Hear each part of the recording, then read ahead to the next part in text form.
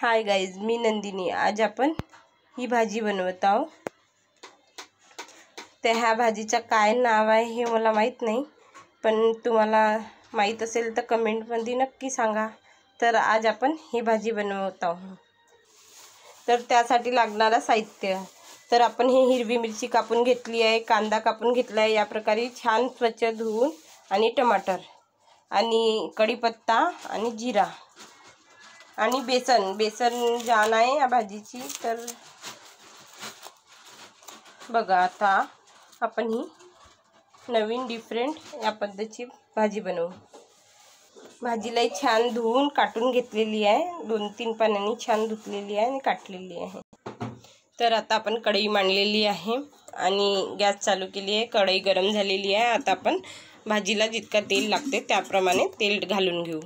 तर मी या परीने 4 पर्या तेल घातलेले आहे। आपली घरगुती 4 पर्या तेल घातलेली आहे। तर बघा, तेल गरम झालेलं आहे, जिरा आणि कढीपत्ता घातलेला आहे। छान जिरा कढीपत्ता भाजला आहे। आता मिरच्या घालू, त्यानंतर कांदे घालू। कांदे मिरच्या छान फ्राय होऊ देऊ, आपण शिजू देऊ याच्यात छान। कांदे मिरची या प्रकारे छान भाजलेले आहेत, ब्राऊन झालेले आहेत बघा। या प्रकारे भाजल्यानंतर हळदी घालून घेऊ, थोडी हळदी छान परतून घेऊ। हळदी घातल्यावर त्यानंतर भाजी घालून घेऊ आपण। भाजी घालून झाली तर छान मिक्स करून घेऊ, सगळी भाजी परतून घेऊ। या प्रकारे पूर्ण भाजी छान परतून झाल्यावर आता आपण याला शिजू देऊ छानपैकी थोडा वेळ। झाकून छान मीडियम आचवर शिजू देऊ। तर बघा, आपली 2 मिनिटं मीडियम आचवर भाजी या प्रकारे छान पकत आहे। आता त्यामध्ये आपण भेंडी घालून घेऊ, टमाटर घातले छान परतून घेऊ आणि अजून वाफीवर शिजू देऊ थोडा वेळ, अजून मीडियम आचवर।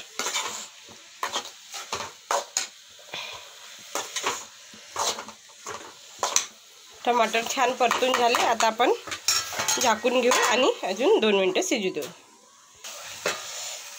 तर बघा, टमाटर पण छान गललेले आहेत भाजीत। तर आता आपण याच्यामध्ये नमक घालू, चवीनुसार नमक मी इथे 2 चम्मच घालत आहे। नमक घालून छान परतून घेऊ।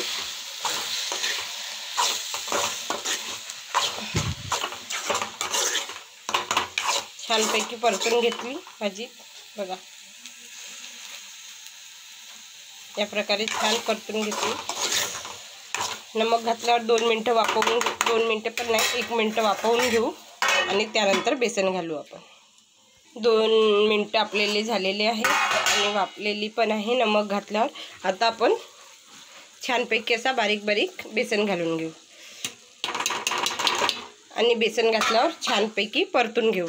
आता छान मिक्स करून घेऊ बेसनला, या प्रकारे छानपैकी घुललेलं पाहिजे भाजीमध्ये। छान मिक्स करून घेऊ।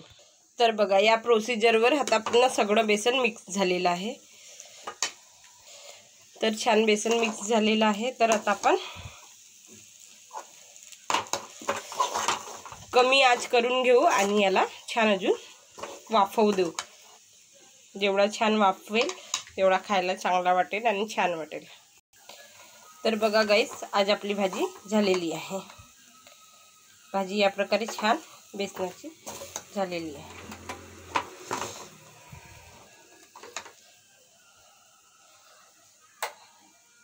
या प्रकारे छान बेसनाची भाजी आपली शिजलेली आहे, बघू शकता।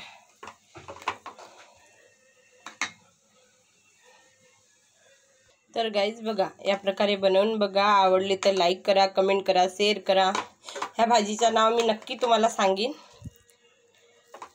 पण मला आता लक्षात नाही आहे। पण खायला खूप टेस्टी आणि मस्त असा हलका खट्टा टेस्ट येते भाजीचा, लाजवाब आहे। पोळीसोबत खाय किंवा भाकरीसोबत सुद्धा सुंदर लागते खायला, टेस्टी लागते आणि राईस सगळं तर छान टेस्टी लागते। तर बघा गाईस, या प्रकारे हा भात आहे। आणि हे बिजी आहे. तर खाऊन बघा, आवडला तर लाईक करा, कमेंट करा, शेअर करा. बाय गावी, टेक केअर.